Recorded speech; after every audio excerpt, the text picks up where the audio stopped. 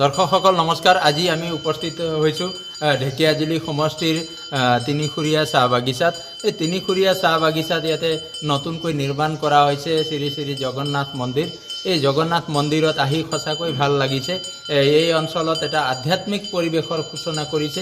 এই মন্দিৰভাগ অঞ্চলটোৰ বিভিন্ন শ্ৰেণীৰ ৰাইজ আহি তেওঁলোকে ইয়াতে সেৱা কৰিছে, পূজা অৰ্চনা কৰিছে। পুৰীৰ জগন্নাথ মন্দিৰৰ আৰ্হিত নিৰ্মাণ কৰা এই আটক ধুনীয়া জগন্নাথ মন্দিৰ সঁচাকৈ ঢেকিয়াজুলি অঞ্চলৰ তীৰ্থস্থানসমূহৰ ভিতৰত এটা অন্যতম হ'ব।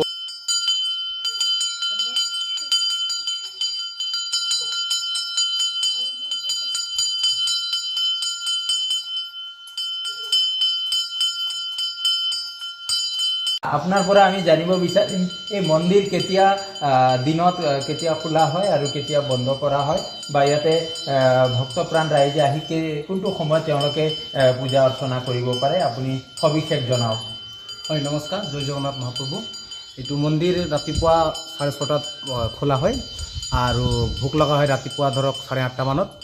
আৰু ভোক লগাৰ পাছতে ভক্তবৃন্দ আহে, প্ৰণাম সেৱা কৰে।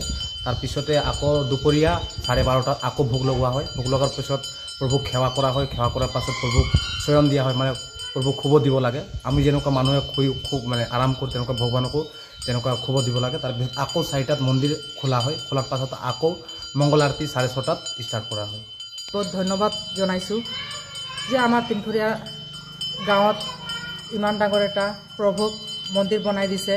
আমাৰ ৰাইজেও বহুত ধন্যবাদ দিছে আমাৰ সিংগাল ছাৰক, আৰু আমিও ধন্যবাদ দিছোঁ আমাৰ সিংগাল ছাৰক। আৰু ৰাইজে বহুত আনন্দত পাইছে, আনন্দিত হৈ আছে আৰু যে আমাৰ গাঁৱত ইমান ডাঙৰ মন্দিৰ প্ৰতিষ্ঠা হৈছে। আৰু আমি লগে ভাগে আমি ৰাইজে চবেই মিলিজুলি প্ৰভুৰ যি নহওক জানি নাজানো আমি সেৱা কৰি আছোঁ আৰু ধন্যবাদ। ভূৰ্ভুবস্বঃ তৎসবিতুৰ্বৰেণ্যং ভৰ্গো দেৱস্য ধীমহি য়ো য়ো নঃ প্ৰচোদয়াৎ। ওম ভূৰ্ভুবস্বঃ। সঁচাকৈ খুব ভাল হৈছে আৰু ভাল লাগিছেও মনত। এটা সুন্দৰ পৰিৱেশ, ভক্তিমূলক এটা পৰিৱেশ এই স্থানত গঢ় লৈ উঠিছে। আৰু চাইডে চাইডে আমি ইয়াত দেখিবলৈ পাইছোঁ জেগাখিনি খালী হৈছে। আমি মন্দিৰ কৰ্তৃপক্ষৰ পৰা বিভিন্নজনৰ পৰা গম পাইছোঁ যে ইয়াত পিছলৈ ঠাইখিনি পাৰ্কৰ ব্যৱস্থা কৰা হ'ব, বিভিন্ন ধৰণৰ কাম কাজ কৰা হ'ব। আৰু এনেদৰে যদি কামবিলাক আগবাঢ়ি যায় এটা সুন্দৰ পৰিৱেশ এটা দেখা পাব। ভক্তিমূলক পৰিৱেশৰ লগতে এটা সুন্দৰ প্ৰাকৃতিক পৰিৱেশো দেখা পোৱা যাব। এইটো ক্ষেত্ৰত সুন্দৰভাৱে আগভাগ লৈছে সকলোৱে। গতিকে তেওঁলোকলৈ মই ধন্যবাদ জ্ঞাপন কৰিছোঁ আৰু সকলোকে মই মন্দিৰৰ লগত জড়িত থকা কৰ্মকৰ্তাসকললৈ ধন্যবাদ জ্ঞাপন কৰিলোঁ।